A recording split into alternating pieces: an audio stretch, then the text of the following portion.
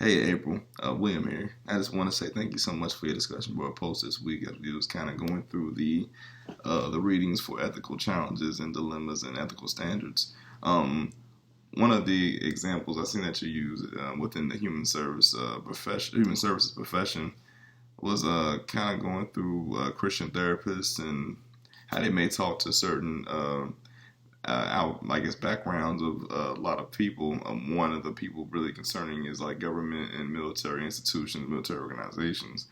I know that, or I should say, I can either sympathize or empathize to the point that clients, they go to counselors and therapists for help, but are on that term of being afraid that their business is going to be talked about elsewhere. That's where these, our ethical standards and forms of consent and stuff kind of come in effect in that place.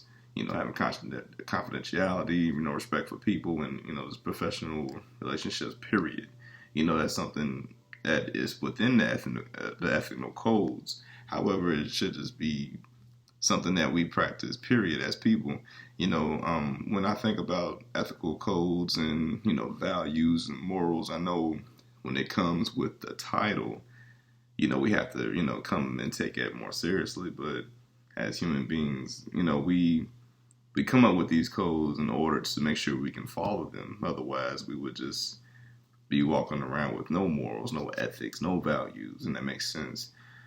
But most times, I feel like we already have those expectations of our own codes, our own values and morals without even knowing it at some point in time. But as I'm going through the human service professions, I'm trying to do my best and to really minimize those criteria so I can really understand fully exactly the ethical codes within the human service profession.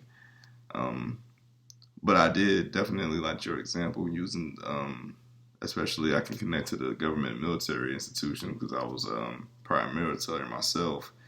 And it was hard even for me to go, to the chaplain or one of the other resources within within the Navy just to really get help or just to kind of talk to somebody to really understand what's going on.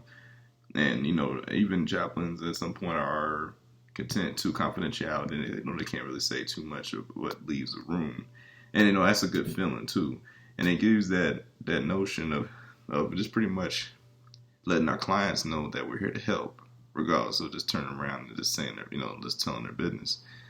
At the same time, it kind of makes it difficult for human service professionals, um, simply because we have to make sure we conduct ourselves with the conduct of code and ethical standards, ethical content, just to make sure that we're not reliable or just pretty much liable into legal actions. It really makes the job difficult. However, it does keep us aware. It keeps us on our responsibilities and accountable for our own actions.